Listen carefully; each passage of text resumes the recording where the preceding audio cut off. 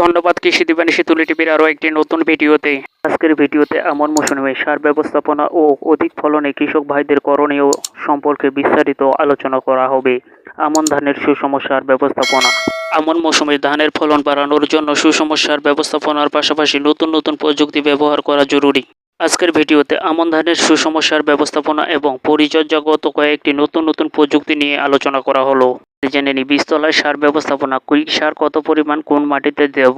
মধ্যম মাত্রায় উর্বর মাটিতে বীজতলার জন্য কোনো সার প্রয়োগ করতে হয় না, তবে নিম্ন, অতি নিম্ন অথবা অনুর্বর মাটির ক্ষেত্রে গোবর সার অথবা খামারজাত সার প্রতি শতকে 2 মণ হিসেবে প্রয়োগ করতে হবে এবং বীজতলে চারা হলুদ হয়ে গেলে প্রতি শতকে 250 গ্রাম ইউরিয়া সার চারা গজানোর 2 সপ্তাহ পর মাটিতে ছিটিয়ে প্রয়োগ করতে হবে। ইউরিয়া সার প্রয়োগের পরে বীজতলা চারা হলুদ হয়ে গেলে প্রতি শতকে 450 গ্রাম জিপসাম প্রয়োগ করতে হবে।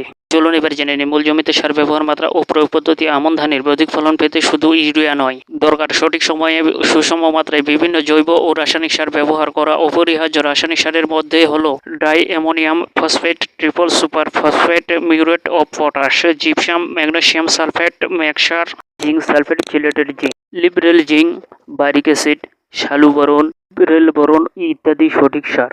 সঠিক সময়ে সুষম মাত্রায় সার ব্যবহার করতে হবে। তবে অধিকাংশ কৃষক অতিমাত্রায় ইউরিয়া সার ব্যবহার করতে আগ্রহী, কিন্তু জানা দরকার অতিমাত্রায় ইউরিয়া সার প্রয়োগের ফলে ওই জমিতে ফসফরাস ও পটাশ জাতীয় সারের পরিমাণ মারাত্মক হারে কমে যায়।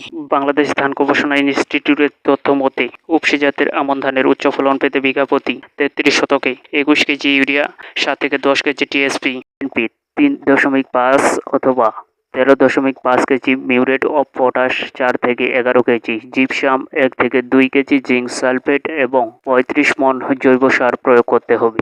চারা রোপণের আগে জমি তৈরি করার চূড়ান্ত পর্যায়ে সমুদয় TSP, DMP, muriate of potash, gypsum ও জিঙ্ক সালফেট প্রয়োগ করে মাটির সঙ্গে মিশিয়ে দিতে হবে। জমি তৈরির সময় জিঙ্ক সালফেট না দিলে স্প্রে আকারে চিলেটেড জিঙ্ক যেমন লিবরেল জিঙ্ক ব্যবহার করা যায়।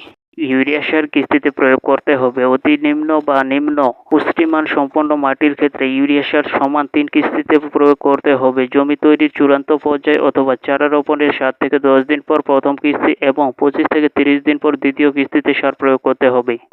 ওই কিস্তির সারই জমিতে ছিটিয়ে প্রয়োগ করতে হবে এবং জমি তৈরির চূড়ান্ত পর্যায়ে ও আগাছা দমনকালে ভালোভাবে মাটির সঙ্গে মিশিয়ে দিতে হবে। তৃতীয় কিস্তিতে কাইথোর আসার 7 থেকে 10 দিন আগে ছিটিয়ে প্রয়োগ করতে হবে। উত্তম ও পরিমিত পুষ্টিমান সম্পন্ন মাটির ক্ষেত্রে ইউরিয়া সার 2 কিস্তিতে প্রয়োগ করতে হবে। প্রথম কিস্তিতে দ্রুত কুশি গজানোর সময় আগাছা দমনকালে, দ্বিতীয় কিস্তিতে কাইথোর আসার 5 থেকে 7 দিন আগে ছিটিয়ে প্রয়োগ করতে হবে। আরও করণীয়। আমনের অধিক ফলন পেতে উল্লেখিত নিয়মে সুষম সার ব্যবস্থাপনার পাশাপাশি সম্পূর্ণ সেচ এবং সময় মতো বালাইনাশক প্রয়োগ করতে হবে। আমন ধানের আগাছা নিয়ে সব সময় কৃষকরা চিন্তিত থাকেন। আমন ধানের আগাছা দমন করতে মূল জমিতে চারা রোপণের 5 থেকে 7 দিনের মধ্যেই আগাছানাশক সুপার ক্লিন বিঘা প্রতি 33 শতকে 100 গ্রাম হারে প্রয়োগ করতে হবে।